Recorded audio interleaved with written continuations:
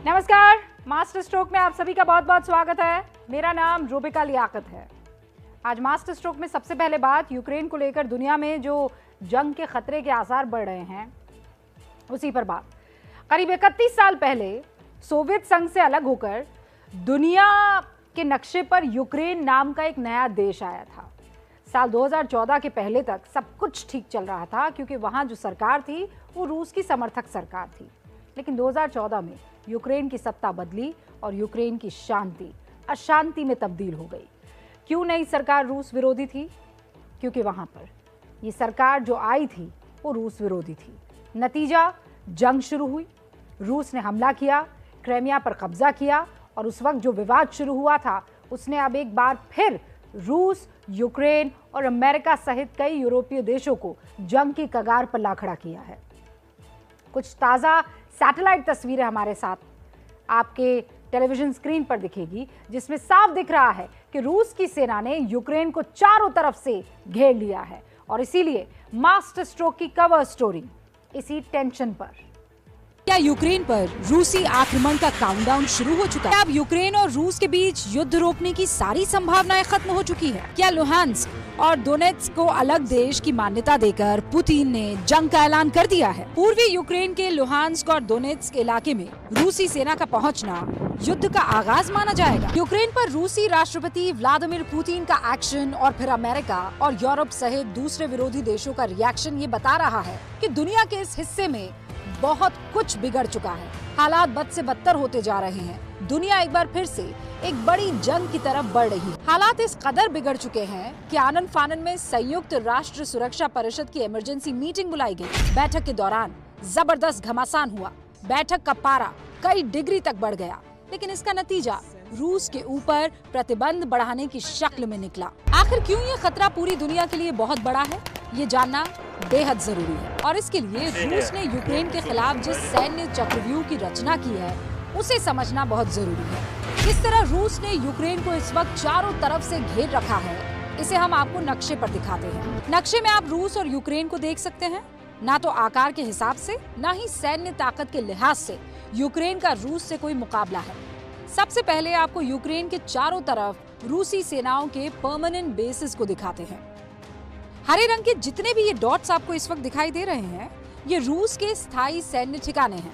यानी यहाँ पर उसकी सेना 24 घंटे 365 दिन तैनात रहती है। लेकिन पिछले कुछ महीनों से रूस इससे भी आगे बढ़ चुका है और भूरे रंग के ये जो डॉट्स आपको नक्शे पर नजर आ रहे हैं, ये रूसी सेना की नई तैनाती है। यानी पिछले कुछ महीने में रूस ने धीरे धीरे करके यूक्रेन की सीमा के नजदीक करीब 2 लाख सैनिकों की पूरे सैन्य साजो सामान और बड़े हथियारों के साथ तैनाती कर दी है। यूक्रेन पर इस वक्त 3 तरफ से हमले की आशंका जताई जा रही है।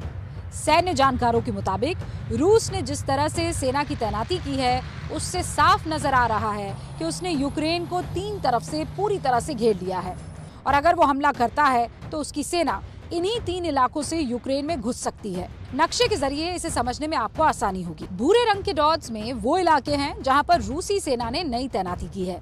यूक्रेन के उत्तर में ये बेलारूस है। पिछले कई हफ्तों से रूसी सेना बेलारूस की सेना के साथ जॉइंट एक्सरसाइज कर रही है। एक अनुमान के मुताबिक यहाँ 30,000 के करीब रूसी जवान मौजूद है। यूक्रेन पर हमला इस रास्ते भी किया जा सकता है। हमले का दूसरा रास्ता हो सकता है क्रीमिया। साल 2014 में रूस ने हमला किया था इस पर और यूक्रेन के इस हिस्से पर कब्जा जमा लिया था।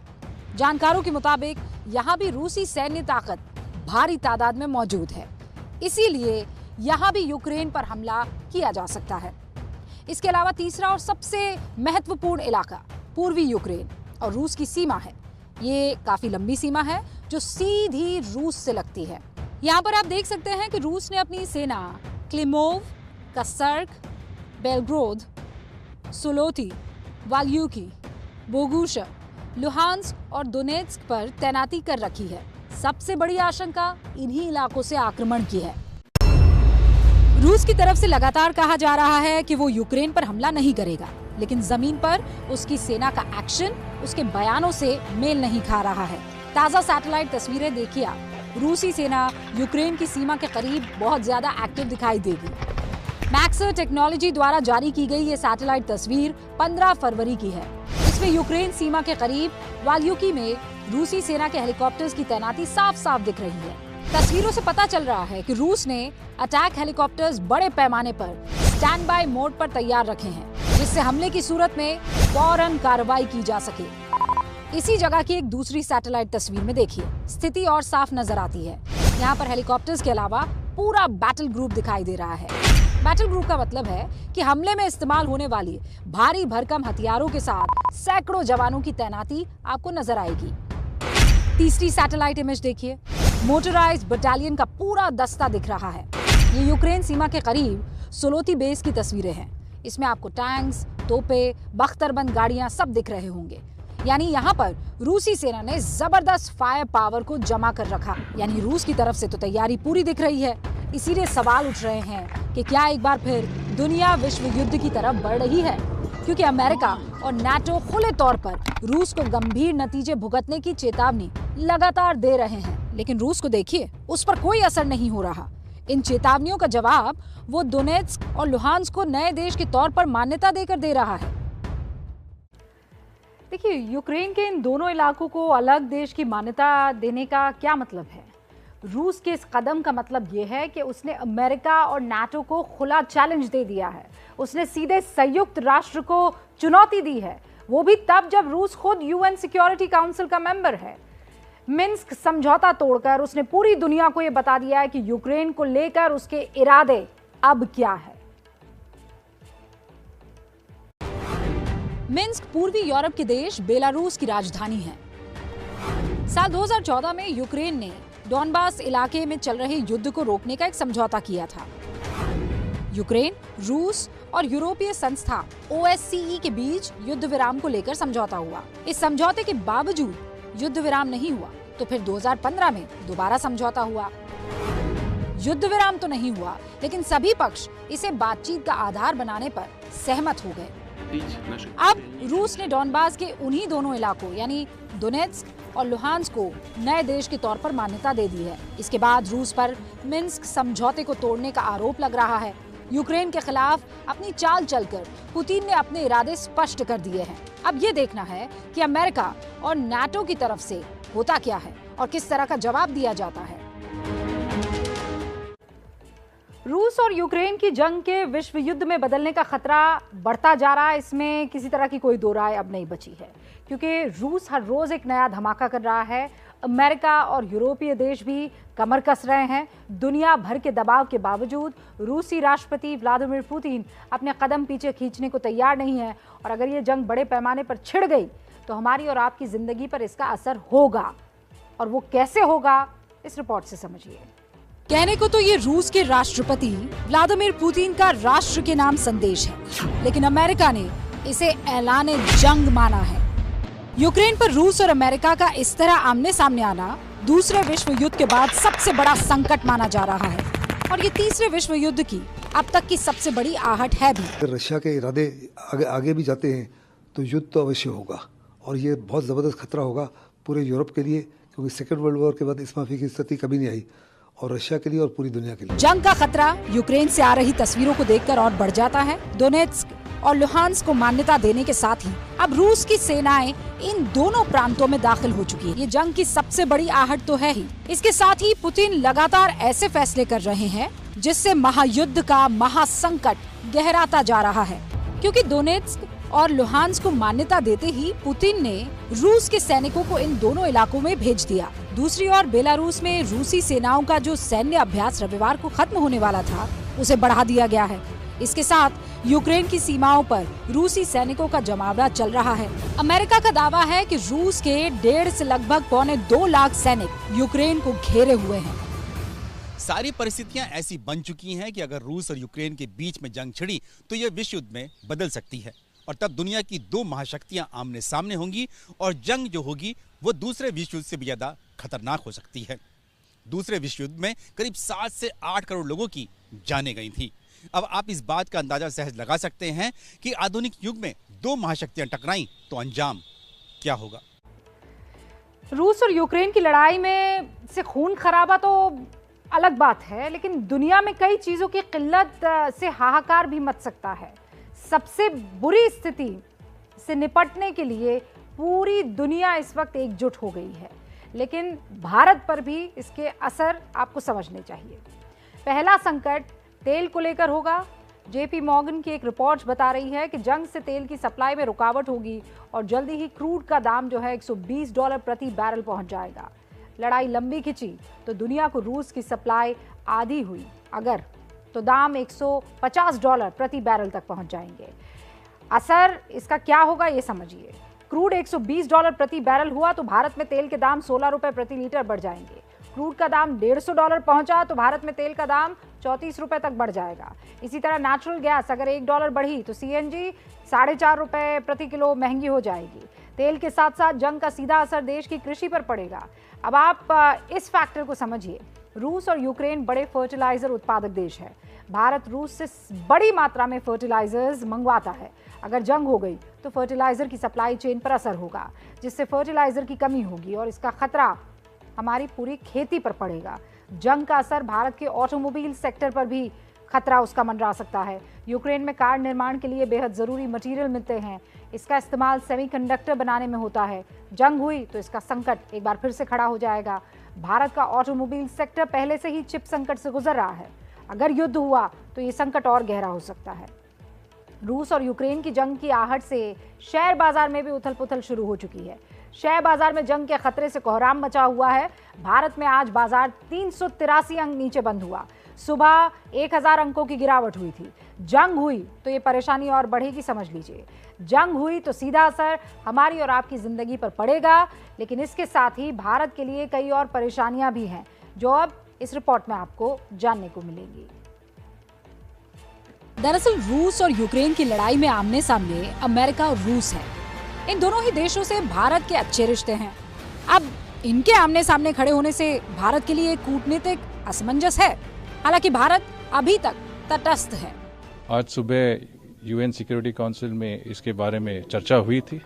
इसमें हमारे जो डेलीगेशन है, इनका स्टेटमेंट में हमने साफ कह दिया है कि जो स्थिति अभी हम देख रहे हैं उसको डीएस्केलेट करना चाहिए, मतलब जो टेंशन्स हैं उसको रिड्यूस करने चाहिए, और जो कूटनीतिक प्रयासों हैं वो बहुत ज़रूरी है इसमें।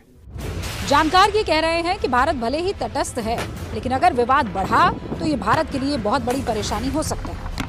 हिंदुस्तान को एक साइड लेनी पड़ेगी और दोनों ही हमारे मित्र हैं, इसलिए हमारे लिए दोनों ही राष्ट्र बहुत महत्वपूर्ण है और कोई भी साइड लेना भारत के लिए उतना ही मुश्किल हो। भारत की एक और परेशानी यूक्रेन में रह रहे भारतीयों की सुरक्षा है। यूक्रेन में करीब 20,000 भारतीय हैं, जिनमें ज्यादातर छात्र हैं। बेटे का नाम मोहम्मद फैसल है। वो इवानो फ्रैंकिस नेशनल यूनिवर्सिटी में पढ़ रहे हैं। अब ये रूस और यूक्रेन का जो ये मसला हो रहा है, इसमें थोड़ा सा बच्चे घबरा रहे हैं। यूक्रेन और रूस की जंग का असर भारत ही नहीं, दुनिया के ज्यादातर देशों पर पड़ेगा, क्योंकि रूस दुनिया की बड़ी जरूरतों वाली कई चीजों का सबसे बड़ा उत्पादक है। रूस दुनिया का 13% कच्चा तेल पैदा करता है और 40% नेचुरल गैस भी। गेहूं में रूस की हिस्सेदारी करीब 18% की है। रूस से सप्लाई होने वाली गैस यूरोप की ऊर्जा जरूरतों की लाइफलाइन है और अपनी ये कमजोरी यूरोप भी जानता है। इसीलिए अब यूरोप भी ऊर्जा के दूसरे सोर्सेस पर ध्यान लगा रहा है। यूरोप में कड़ाके की ठंड पड़ती है और कहावत भी है कि यूरोप की सर्दी बिना रूस की गैस के नहीं काटी जा सकती है। हालांकि अब सर्दियां कम हो रही हैं, लेकिन अगर रूस की गैस की सप्लाई बंद हो जाती है तो यूरोप की जिंदगी पर भी ब्रेक लग सकती है। हालांकि ये बात भी हकीकत है कि अगर यूरोप रूस से गैस ना खरीदे तो रूस को भी बड़ा झटका लग सकता है। ऐसे में युद्ध की आहट के बीच में गैस का ये खेल भी बेहद अहम रहने वाला है। पर जंग कोई मजाक नहीं है। हम ये दुआ और उम्मीद करते हैं कि ऐसा कुछ ना हो। अब आपको एबीपी न्यूज़ के ऑपरेशन न्यूटन पर बेनकाब हुए नेताओं की मुसीबत कैसे बढ़ गई है ये बताते हैं। यूपी में नोट के बदले वोट बेचने वाले उम्मीदवारों की सच्चाई कैमरे के सामने आने के बाद सभी लालची उम्मीदवार अपना मुंह छिपा रहे हैं। जिन उम्मीदवारों को हमारी टीम ने पकड़ा वो अब कैमरे के सामने कैसे बेशर्मी से झूठ बोल रहे हैं आप देखिए। जबकि प्रशासन अब ऑपरेशन न्यूटन के वीडियो सबूत के आधार पर कार्रवाई की तैयारी में है। देखिए ऑपरेशन न्यूटन पर देश भर में हलचल जो हुई उस पर ये रिपोर्ट।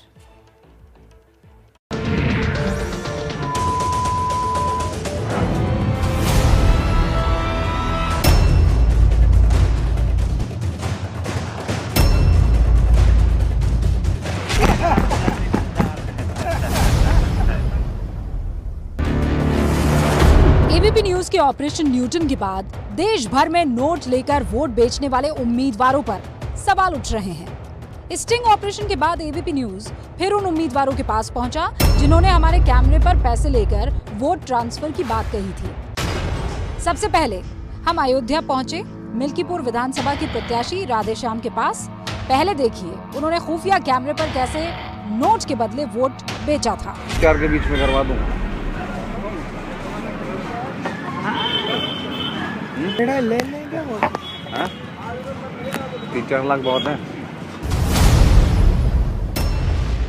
राधेश्याम जी खुफिया कैमरे पर साफ साफ पैसे लेकर अपने वोट ट्रांसफर करने की बात कह रहे हैं, लेकिन जब उनकी इस हरकत पर एबीपी न्यूज ने ओपन कैमरा पर सवाल किया तो वो मुकर गए और नए नए बहाने करने लगे। कुछ नहीं, हमने नहीं कहा, हमने कुछ नहीं कहा, उन्होंने अपने आप जो कुछ कहना था वो कहते जा रहे थे। देखिए ऐसे सौदेबाजी किसी चाय की दुकान पर नहीं होती है। राधेश्याम की ही तरह हमारे कैमरे पर सौदेबाजी करते अमेठी से प्रत्याशी शत्रुंजय भी बेनकाब हुए थे। पहले उन्हें देखिए खुफिया कैमरे पर उन्होंने कहा क्या था।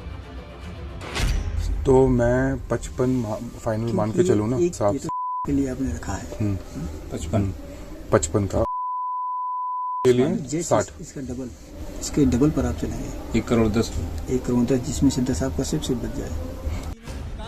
पार्टियों के हिसाब से वोट बेचते नेताजी से जब ओपन कैमरे पर सवाल हुआ तो इनके पास भी बहाने की कमी नहीं थी, लेकिन वोट की सौदेबाजी पर कोई जवाब नहीं।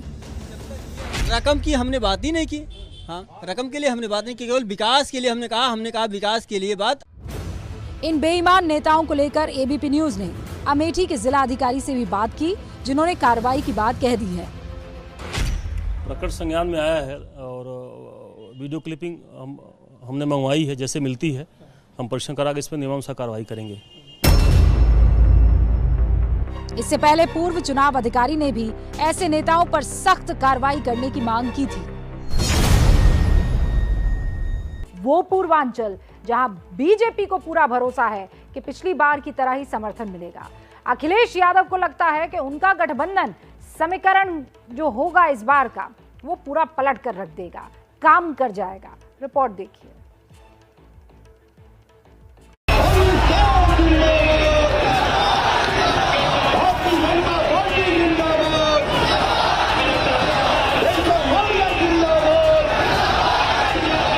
आपने रामायण में एक नाम सुना होगा, लंकेश।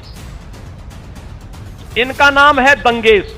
अखिलेश यादव जिंदाबाद, समाजवादी पार्टी जिंदाबाद। बता रहा है कि भारतीय जनता पार्टी को लोगों के चने चबाने पड़ेंगे।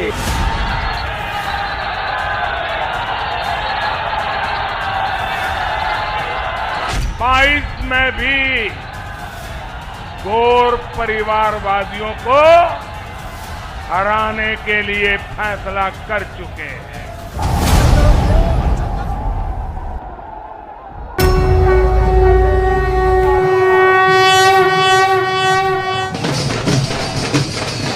ये है यूपी में 5वें चरण के लिए प्रचार। कल यूपी में चौथे चरण के लिए 60 सीटों पर वोट डाले जाएंगे और उसके बाद उत्तर प्रदेश में 4 चरणों में कुल 232 सीटों पर मतदान पूरा हो जाएगा। 5वें चरण में कुल 12 जिलों की 61 सीटों पर वोट डाले जाएंगे। अमेठी, रायबरेली, सुल्तानपुर, चित्रकूट, प्रतापगढ़, कौशाम्बी, प्रयागराज, बाराबंकी, अयोध्या, बहराइच, श्रावस्ती और गोंडा में 27 फरवरी को वोटिंग होगी। पिछली बार यानी 2017 में बीजेपी ने इन 61 सीटों पर शानदार प्रदर्शन किया था। इन 12 जिलों में बीजेपी का स्ट्राइक रेट बहुत अच्छा था। पिछली बार 61 में 50 सीटों पर बीजेपी गठबंधन विजयी रहा था, जिसमें से 47 सीटें बीजेपी को और 3 सीटें अपना दल को मिली थीं, जबकि समाजवादी पार्टी के खाते में 5, बीएसपी के 3, 2 सीटें निर्दलियों को और 1 सीट कांग्रेस को मिली थी। लेकिन इस बार समीकरण बदले हुए हैं। जानकार भी मान रहे हैं कि बीजेपी के लिए इतनी ज्यादा सीटें लाना काफी बड़ी चुनौती है। वहीं बीजेपी भी कोशिश ये कर रही है कि पश्चिमी यूपी के चुनावों में जो संभावित नुकसान हुआ है उसकी भरपाई वो इन्हीं सीटों से करे। पांचवें चरण में मतदान अवध और पूर्वांचल क्षेत्र में है और खास तौर पर उस अयोध्या में जिसके नाम पर बीजेपी ने दशकों तक राजनीति की, न सिर्फ उत्तर प्रदेश की सत्ता पाई बल्कि केंद्र में भी सरकार बनाई। अब राम मंदिर का मुद्दा भी नहीं है, क्योंकि अयोध्या में मंदिर बन रहा है, इसीलिए बीजेपी मंदिर निर्माण को ही भुना रही है। जो लोग राम भक्तों पर गोली चलाते थे, क्या वे राम मंदिर का निर्माण करते? जो लोग अयोध्या में राम मंदिर पर ताला मरवाते थे, क्या वे राम मंदिर का निर्माण करवाते? दुनिया हमें अयोध्या के नाम से जानती थी और हम अपना परिचय फैजाबाद के नाम से जानते देते थे, लेकिन हमने कहा नहीं, इस जनपद का नाम तो भगवान राम के साथ जुड़ना चाहिए और नामकरण भी हमने अयोध्या कर दिया। अयोध्या होने की वजह से भले ही बीजेपी ने राम मंदिर का मुद्दा यहाँ उठाया हो, लेकिन इस बार बीजेपी का चुनावी मुद्दा माफिया राज खत्म करना है और इसी को पार्टी का हर नेता हर रैली में बता रहा है। क्या बदलाव देखते हैं, क्योंकि पहले तो जब आए थे 2017 में, तब अतीक अहमद जैसे लोगों का बहुत यहाँ पे जोर हुआ करता था। सिर्फ इलाहाबाद नहीं, प्रयागराज नहीं, पूरे प्रदेश में सारे माफियाओं पर नकल कसने का काम भारतीय जनता पार्टी की योगी सरकार ने किया है। निश्चित रूप से प्रचंड बहुमत के साथ उत्तर प्रदेश के अंदर भारतीय जनता पार्टी की सरकार बनने जा रही है। लगता है कि अतीक अहमद का कोई असर बचा है? देखिए, कोई असर नहीं है। पिछली बार मैं आया था तो बोले भाई साहब जरा भाषण ज्यादा तीखा मत देना, नहीं तो यहाँ से निकलना मुश्किल हो जाएगा, जब सिद्धार्थनाथ सिंह जी का गया था। अब मैं तो ठीक है, कार्यकर्ता बोलते हैं ज्यादा से ज्यादा तीखा बोलो, अब इनकी औकात बाबा ने खत्म कर दी।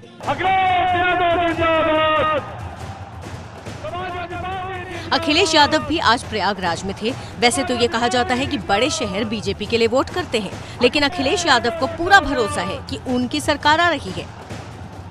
जब 5वें, 6वें, 7वें में वोट पड़ेगा तो इस गठबंधन की ऐतिहासिक सरकार बनने जा रही है। इधर मैं देख रहा हूँ कि जनता को समाजवादियों में भरोसा है।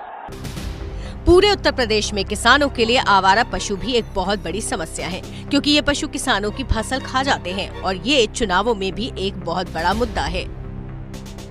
5 किलो राशन देके और 50 किलो लोगों किसानों के साड़ चल रहे हैं। आप भी समझ रहे हैं उस चीज को, बताने की जरूरत नहीं, आप देख रहे हैं हर जगह। और जानवर बड़ी समस्या है, बहुत ज्यादा। यहाँ छुट्टा साड़ से बहुत पीड़ित हैं लोग। विपक्ष पहले ही इस मुद्दे को भुना चुका है। अखिलेश यादव अपनी हर रैली में इस मुद्दे को उठा रहे हैं। इसीलिए आज बहराइच की रैली से प्रधानमंत्री ने दावा किया कि वो आवारा पशुओं की समस्या का समाधान करेंगे। यूपी के किसानों को छुट्टा जानवरों से हो रही दिक्कतों को हम गंभीरता से ले रहे हैं।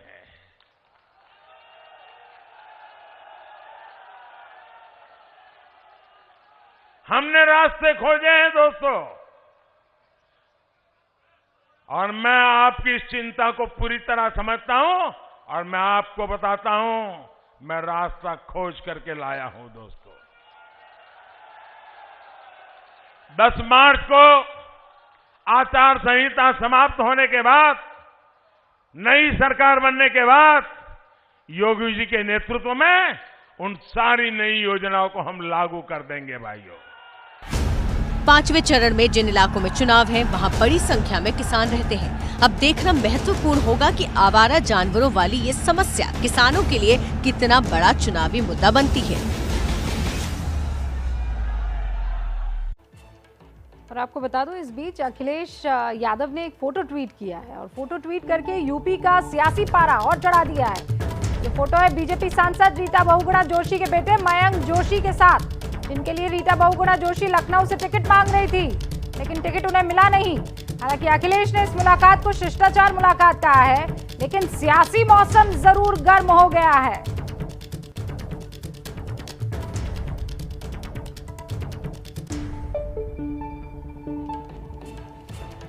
जहां से टिकट मांग रही थी वहां कल चुनाव होने हैं। अब बात राष्ट्रपति चुनाव की करते हैं। विधानसभा चुनावों के बीच राष्ट्रपति चुनाव कहां से आ गया, ये सवाल आप जरूर उठा सकते हैं। राष्ट्रपति चुनाव आए नहीं है, आने वाले हैं और उन्हें लेकर जोड़ तोड़ का जो गणित है वो शुरू हो गया है। सबसे बड़ी खबर यह है कि हो सकता है इस बार विपक्ष की तरफ से राष्ट्रपति पद के दावेदार नीतीश कुमार हो। हालांकि नीतीश ने इससे इनकार कर दिया है। रिपोर्ट देखिए।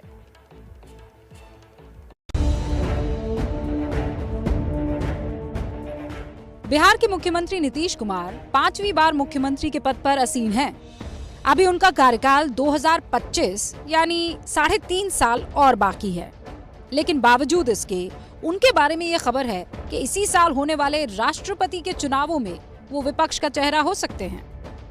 निश्चित रूप से राष्ट्रपति चुनाव भारतीय जनता पार्टी के लिए आसान नहीं है। नीतीश कुमार जी का नाम सामने आ रहा है। पहले नीतीश कुमार जी बीजेपी का साथ छोड़ें, उसके बाद क्या विचार होगा वो निश्चित रूप से तय किया जाएगा। पहले उनका साथ छोड़ें।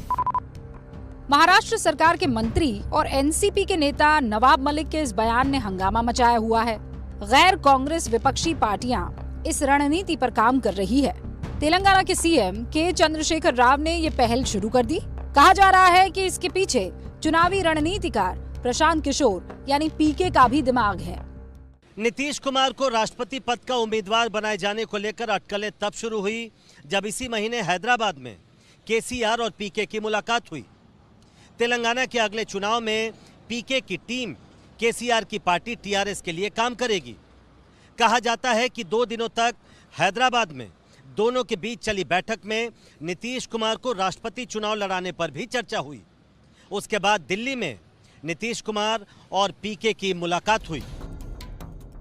लेकिन सवाल यह है कि नीतीश कुमार ऐसा क्यों करेंगे? मुख्यमंत्री के रूप में उनके पास 3.5 साल से ज्यादा वक्त बचा है। अभी सरकार को कोई खतरा भी नहीं है, बीजेपी से संबंध भी ठीक ही दिख रहे हैं, तो फिर वो राष्ट्रपति क्यों बनना चाहेंगे? पिछले कुछ दिनों से नीतीश कुमार के हाव भाव भी बदले हुए हैं। लालू यादव के चारा घोटाले में जेल जाने वक्त भी उनका कोई सख्त बयान नहीं आया। जातीय जनगणना पर आरजेडी का भी उन्हें समर्थन प्राप्त है। हालांकि जेडीयू के अंदर जो तनाव है उससे भी नीतीश कुमार जूझ रहे हैं और वहीं दूसरी तरफ उनके बाद उनके अगले जनरेशन का कोई नेता भी नहीं है जो पार्टी संभाल सके। इसीलिए ये कयास लगाए जा रहे हैं कि यूपी चुनाव के बाद बिहार में खेल हो सकता है। लेकिन क्या नीतीश कुमार राष्ट्रपति का चुनाव लड़ने के लिए तैयार हैं? नहीं, सबका तो हमको कोई दिमाग में भी आइडिया नहीं है। खबर है कि तेजस्वी यादव और के चंद्रशेखर राव के बीच इस मुद्दे पर मुलाकात हो चुकी है। पिछले ही हफ्ते के चंद्रशेखर राव ने मुंबई जाकर एनसीपी नेता शरद पवार और शिवसेना प्रमुख उद्धव ठाकरे से मुलाकात की थी। खबर है कि इस मुलाकात में भी राष्ट्रपति चुनाव को लेकर ही चर्चा होती रही। हालांकि आरजेडी नीतीश को अनुभवी तो बता रही है, लेकिन उन्हें विश्वास के योग्य भी नहीं मान रही। बिहारी होने के नाते हमारी शुभकामना है, लेकिन ये संभव नहीं है।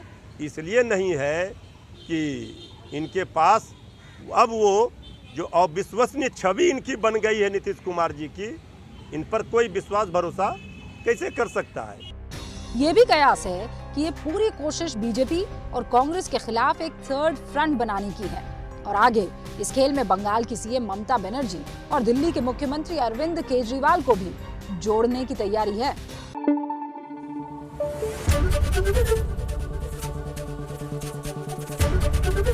एबीपी न्यूज आपको रखे आगे।